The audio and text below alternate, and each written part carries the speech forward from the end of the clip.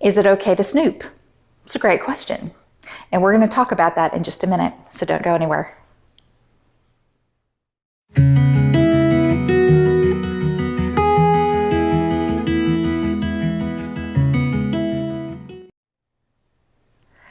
All right, so snooping. Um, or you can just say looking at their email, their social media, the phone records, whatever. I want to start by affirming that it is very important after an affair that the spouse who's had the affair becomes extremely transparent. There is a necessity because we're trying to create safety in the marriage, right? After the affair, we're extremely unsafe. Our safety has been removed. We don't know what to believe. Our security has been demolished. So becoming completely transparent helps us, the wounded spouse, to be able to, feel like they're not hiding anything and they're being honest and we don't have anything to worry about. So the longer they go being transparent, the better we feel. That's just how that works. So what we tend to do, especially early on, and this is actually part of our grief process, it's called obsession. It comes right after denial, okay? We become very obsessive and we want to know everything. And we're worried all the time. And I also want to affirm this is part of our PTSD as well. PTSD is grounded in fear. And it keeps you in that fight or flight mode. So you think you're helping yourself to be in safety and to get out of fight or flight if you only knew. If you could only check his email and there's nothing there, or if you could only look on social media and nothing's there, or whatever. So in our minds, subconsciously, I think we snoop because we think we're creating a safe environment. We want to feel safe again. And again, PTSD rolls into this. This is totally part of who we are now as a betrayed spouse, is that we are always going to have to deal with this side of us, this side that is triggered, this side that lives in fear. We can manage that, and I'll get to that in a minute. But all of this snooping is normal for most of us. Now, the question is it okay? And I'm not going to say yes or no because it kind of depends. I think that it is okay to sometimes look if you need that immediate, I'm okay. Okay? I'll give you an example. Like when my husband would travel early on after we reconciled, it was very stressful to me. So sometimes I would look at the phone records just to feel assured. And of course, I'll get to this in a minute, but I felt icky afterwards, but it was the truth. It was what I did. And for that moment, it helped me feel better. I didn't like myself for it. I struggled with doing it, but I did it. So sometimes if we need to do that, I think that's okay. It's when it gets obsessive. And what I mean by obsessive, if you were spending 2 hours at work looking at her social media or looking through his email, that may not be healthy. You know what I mean? Or if when you do, gauge how you feel. Like I mentioned feeling icky. My stomach is very directly related to my PTSD, my stress. It's my warning.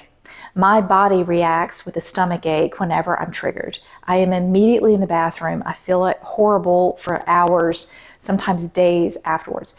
When I would do that, my stomach would be in knots and I would feel terrible and I couldn't eat. So how do you feel? If you're spending a lot of time looking at his stuff, how do you feel when you do it? How do you feel after you do it? How long does it take you to come down from that trigger? Are you triggered? I mean, kind of get a view, get kind of an assessment.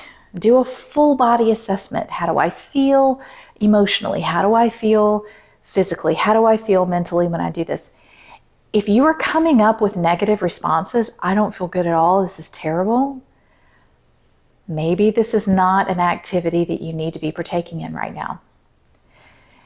If we continuously trigger ourselves like this, if this is triggering for you to snoop, and I use that, or I don't know, GPS him, look at his email, whatever. If you are finding that to be triggering, ask yourself if it's worth triggering yourself constantly like this. It may not be healthy, and that's really the answer to the question, is it okay to snoop? Okay? If every now and then, just for peace of mind, or if he's traveling or whatever, if you need to do that, well, okay. I mean, again, you make your own decisions there. But if it's causing you physical harm, emotional harm, and harm to your mind and your thought process, and it's making you go down a spiral and a rabbit hole, and you just can't get out of it, is it worth it? Because really, and I can't say this enough in my videos, we have absolutely no control over our husband, do we? We don't. So we can snoop all day, and maybe we'll find something and maybe we won't find something, but it is not going to change any choice they make. They are their own people, and we want them to be their own people, right? We want to be our own person. We want them to be their own person, but we are hoping they're making the right decisions. Snooping is not going to change that. It might make us feel better temporarily. Again, I say it again. If you're doing it occasionally just for that split-second peace of mind, okie doke. But if it's becoming something that is harmful, see if you can't back away. One thing a counselor told me when I felt like I was checking the affair partner's social media all the time, and this was very early on after I found out, I was just obsessed. I was like, because she was the kind of person who would post something, and I knew she was posting it about my husband, and it just made me sick to my stomach. And I would look at it, and I was telling my counselor this, and he goes, why don't you just wean yourself off of it? Just, decide you're going to look at it once a day this week and keep to it. And then the next week, do it once every other day. Or do you decide what it is? But you stick to it. Whatever you decide to do, you stick to it until you don't feel the urge to do it anymore. That's the only way to change a habit, right? Is to just be intentional about what you're doing or what you're not doing. So try something like that. If you find you just can't help yourself, you must know, try to wean off as best you can, if it's harming you especially. So the bottom line here, there's no yes or no answer to, is it okay to do it? Is it harming or is it helping? And if it is harming, what can you do to change? What can you do to stop yourself from being obsessive about looking at this? It will also help you through your grief process too, by the way. Like I mentioned, after bargaining comes obsession when we're healing from the affair. So when you're going through the obsession phase, that will help you move on if you can get past a lot of that desire just to feel like you know. And I want to also remind you, when we find out about the affair, it's a feeling of loss of control, right? Like I've explained this before. When I found out about the affair, it felt like someone snatched a rug out from under me, and I was laying on the ground. I had no breath in my lungs. I was helpless, and I had lost control of everything. I lost control of my body, my mind, my heart, my marriage. Everything was out of control. Sometimes snooping is our way of trying to regain control we feel we've lost. But what I want to remind us all to remember is that that's not reality, okay? That's a false mindset. We cannot control another person. We cannot control our marriage. So if there's any underlying need in the snooping to be in control, that is not the way to go about finding control in your life again. You know what we can control? Us. We can control how we think and how we feel and our mindset and our attitude. We can control our actions, right? But we can't control them. So if snooping is your way of controlling, let's pull that back, okay? All right, so is it okay to snoop?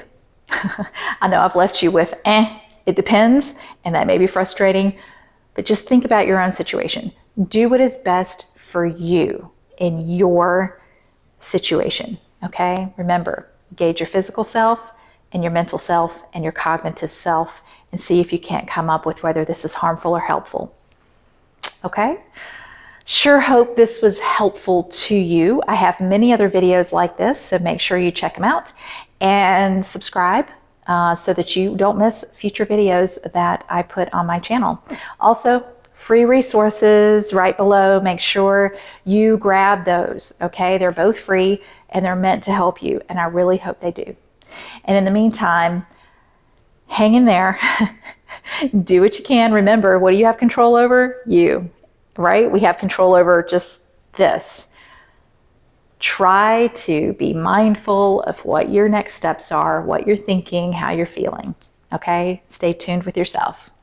All right, until we see each other again, take care.